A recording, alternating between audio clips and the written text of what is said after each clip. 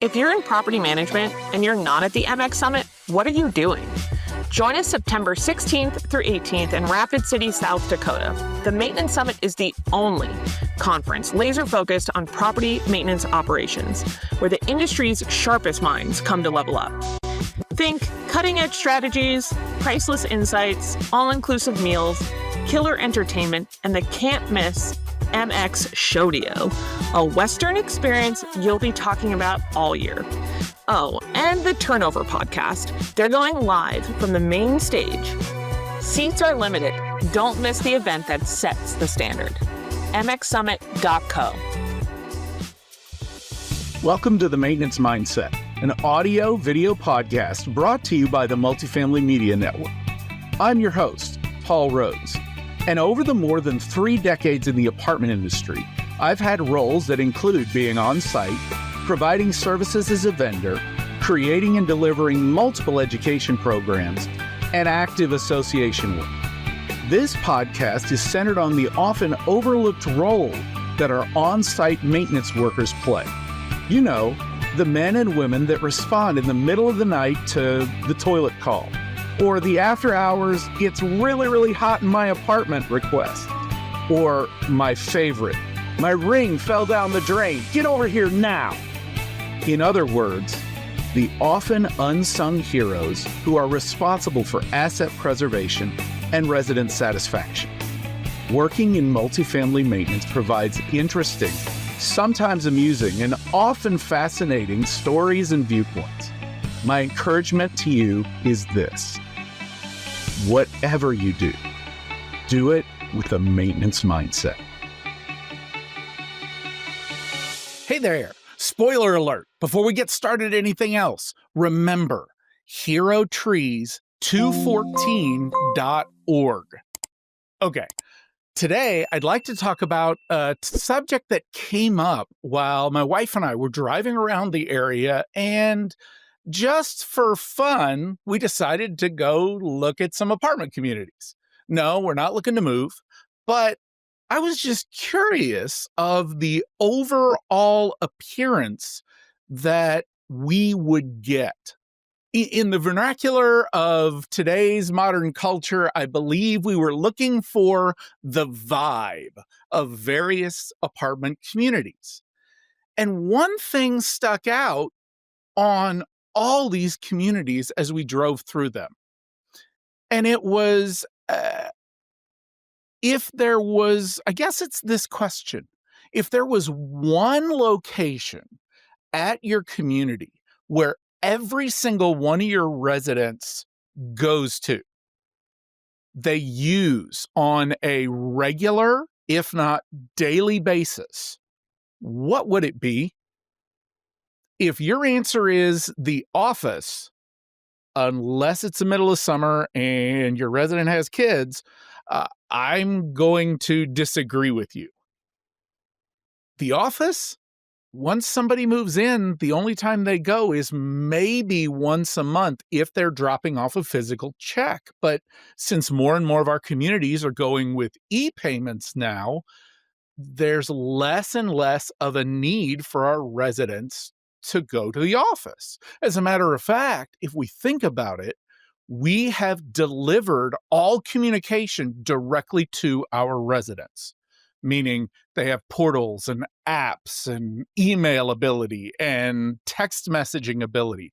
All of these things that now are allowing our residents remote access to the means of service that they used to have to go into the office to receive.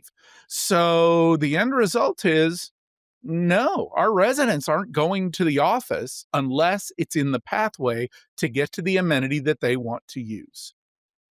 And actually, I used a word there that I think is the answer. It's amenity, but it's not all the amenities. I think it boils down to 3 common ones that every single one of our residents will go to on a regular basis. The third most popular in today's day and age of lacking snail mail is the postal center. Wherever mail is received at your community, residents are going there to see and find and unload their mailbox with whatever junk mail happened to come, because fewer and fewer of marketing is done by way of mailbox now. The second most common place is the recycling center. That, well, actually, I think maybe the second and the first, now that I actually consider it, might get in a fight depending on what time of year it is. The first, as I'm saying here, is the trash area. Wherever that is, or wherever that is located at your community, every one of your residents goes there. If it's in a mid-rise or a high-rise building, you're dealing with a trash chute quite frequently. And that means every single floor has a room where you end up throwing garbage down it. If it's a garden-style community, then you've got either one centralized dumpster or you've got various dumpsters spread out through the area, whether you've got a compactor attached to it or not. The end result is, if everyone interacts with one of these three areas on an almost daily basis, that would tend to infer that these areas are prime opportunities for us to provide a value proposition for our residents. And by that, I mean, Mr. or Mrs. Resident, we value you living in this community so much that we're going to take care of this area. We're going to make it pleasant for you. And I know it's kind of weird using the word pleasant when we begin talking about trash, but really, that's kind of what our residents are looking for. I mean, if they walk past the trash chute and smell rotten food, garbage, that's an awful thing for our residents. Quite frequently, the comments, and arguably justifiably so, from our residents are, I pay how much in rent and it smells like that outside my door? That's a challenge. Now, driving through these communities, I confess, most of the communities in my area are garden style. I don't happen to live in a downtown area where there is mid-rise or high-rise. So my observations may be a little bit slanted towards that direction, but I think this applies to those style communities as well. I mean, the individual dumpsters that we drove past were in disrepair. I gotta say, the enclosures that were around were lacking paint. And not only that, the level of garbage that was on the ground outside of them that wasn't being tended to was way more than what I would expect from just one or two residents going by. It actually surprised me the number of dumpsters that I found that were not placed back into their enclosures. And in this case, I blame the garbage service, whoever it is that comes and picks up the dumpsters and then, dumps it into the back of the truck. They are not in these properties. They weren't carrying them back into the enclosures to try and make them look nice. Well, each of these items, if I'm seeing them and just driving through, then this is something our residents look at all the time. If this is our residents' daily experience when they go to throw away their waste in their refuge, if this is what they see, no wonder why we try and use some of those trash services that pick it up outside their door. But of course, if we have trash services that come and pick it up outside their door, that has problems in and of its own. I'm not going to go into depth here, but suffice it to say, I am not a fan of those services personally. The postal area at your community is a very important one. I mean, it used to be much more important than it is now, but there still are residents who get mail. I'm familiar with several people who do enjoy writing and sending physical letters. Whenever I receive one, I know it means something to me that somebody took the time to longhand write out using an ink pen on paper a message to me. And it's a very meaningful thing.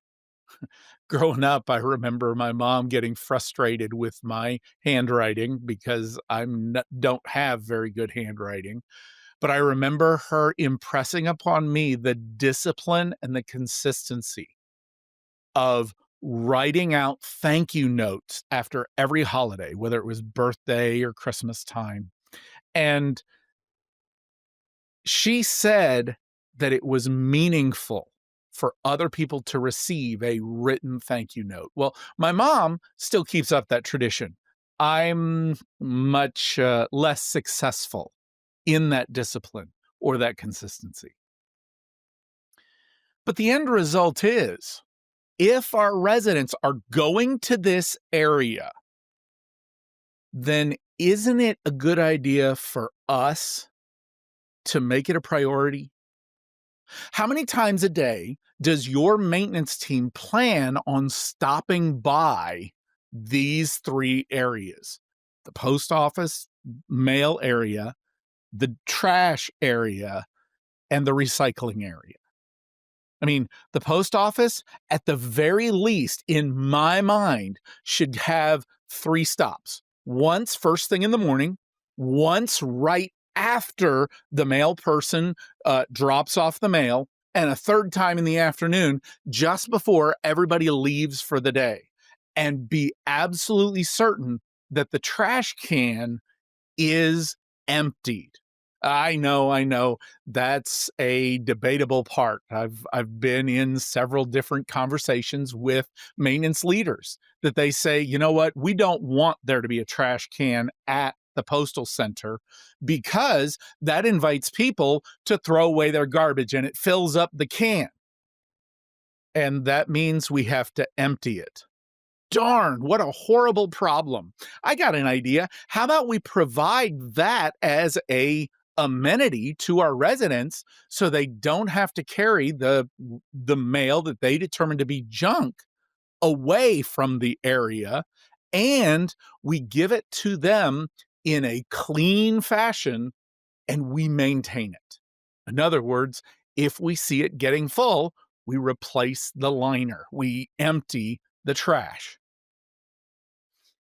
The alternative is residents carry it away and maybe they just throw it on the ground, or maybe they don't, which that, I guess, does bring up the other discussion of if you find residents' mail thrown about haphazardly in a repeated fashion. I mean, their address is right on the front of it. What's your community's response to that? Do you just throw it away, or do you actually mention to your resident that we're trying to keep the community looking nice? Please ensure that the refuse goes where it belongs. Now, if you're having that conversation with a resident and you happen to look around and there's a bunch of trash blowing around, you're wasting your breath. Not only that, you're inciting a problem. I'm saying this, in other words, anger is headed your way. The end result is empty the trash in the mail area.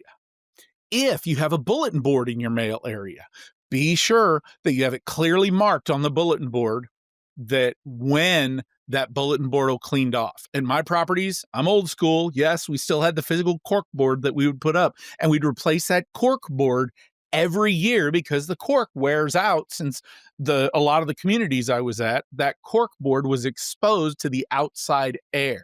It wasn't in the rain, but the wind would go through and the cork would wear out, it would dry. So every year we replace it. I had a little sign on it, a little business card that said this cork board will be cleaned off every Friday afternoon. And it was. That way, if the local restaurant wanted to give my residents coupons, I did not want my local restaurant to put it on my residents' doors. I never allowed that at my properties. I would, however, give them the opportunity to put a coupon code at the mailbox every week. And then Friday, I'd take it down. That way, those notifications, those flyers always stayed nice. The goal here, remember, is so that our resident comes through an area on a regular basis and they leave with a good experience. The trash and the garbage chutes, the same way. If you're dealing with an enclosed space, do yourself a favor and have a plan for fragrance. I'm not saying that we need to make the dumpster area smell like a bed of roses. Matter of fact, I think that's counterintuitive. The more flowery and perfumey whatever smell you have smells like, residents will walk by, and psychology is just, wait a second, that's a dumpster. What are you trying to cover up? There are some smell or odor deadening opportunities, scents, and things that work quite well. The best thing, keep it clean. This means the chute, the trash rooms, the garbage areas, they have to be intentional. So maintenance teams, put it on a schedule and make it happen. In a building, break it up by floors. Floors 2 through 8 are Bob's responsibility. Floors 9 through 14 are Janet's responsibility. Floors 15 through 23, those are Gertrude's responsibility. And that responsibility means whenever you're walking past, you just open the door and make sure the door to the room and make sure the trash chute is functioning correctly. Somebody also has to check the bottom of that chute and make sure that it's not clogged up or jammed and is being dealt with appropriately. I think the key here is intentionality. Now, I've intentionally not discussed that third piece until the end here. And that's because right now, as this is being recorded, is mid-August. We're in the beginning of budget season, and right now is the time in the middle of your budgeting process, run by these 3 areas: the mail, the trash, and the third area is recycling. This is a primary time to run through, and beginning with, do we need to make updates next year? Do we need to replace some of the enclosures? Does it need a fresh coat of paint? What do we need to do to make this a better experience for our residents? Where the recycling area is concerned, quite frequently, that area gets very, very busy during the holidays. Beginning now about Halloween and ending after the new year, our recycling area gets brutalized, especially because of all the online shopping that is occurring these days. And with the extension of whatever holiday you happen to choose to celebrate, for me, it's Christmas, there are more and more boxes coming from more and more online retailers. Our recycling area now is a different area than it was when I was on site every day. Those containers that we're using to house the cardboard, let alone all of the things that our residents happen to get brand new during these holiday days, they all end up either in the trash or in the recycling area. And I'm talking here specifically about furniture. The couch, the mattress, the end tables, the large chairs, all of those items that end up near our recycling or trash center. And especially where holidays are concerned, keep in mind, we will have residents that are throwing away Christmas trees after the holidays.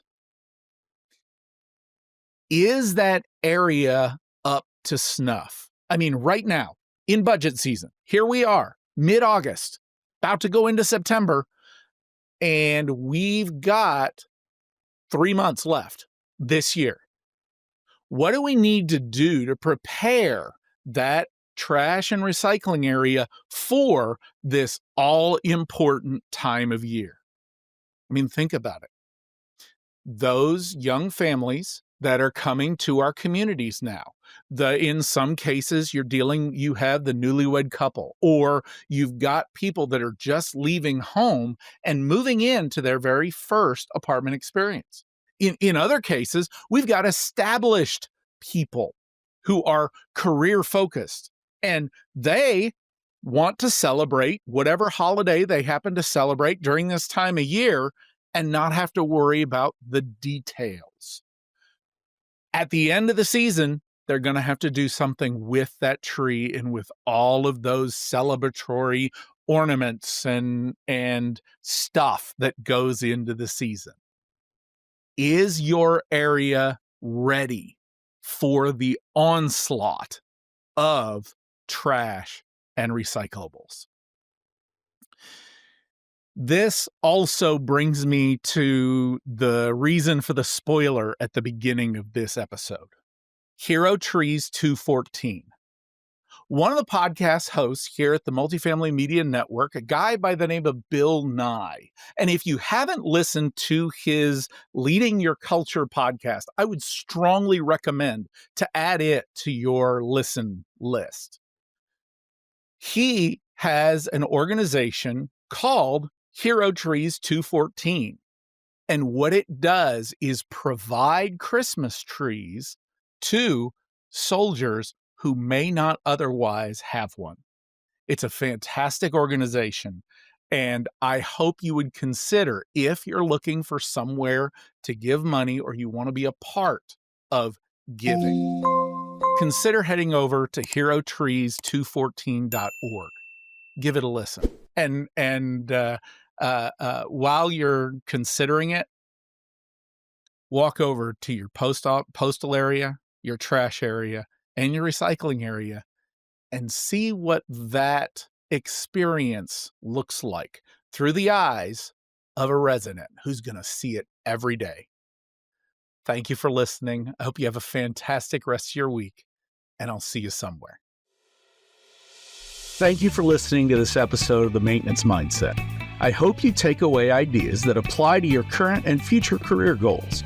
Please check out Maintenance Mindset Minute to hear short-form, high-impact, applicable, maintenance-centered information. Whatever you do today, do it with a maintenance mindset. If you enjoyed this episode, please like, comment, and subscribe.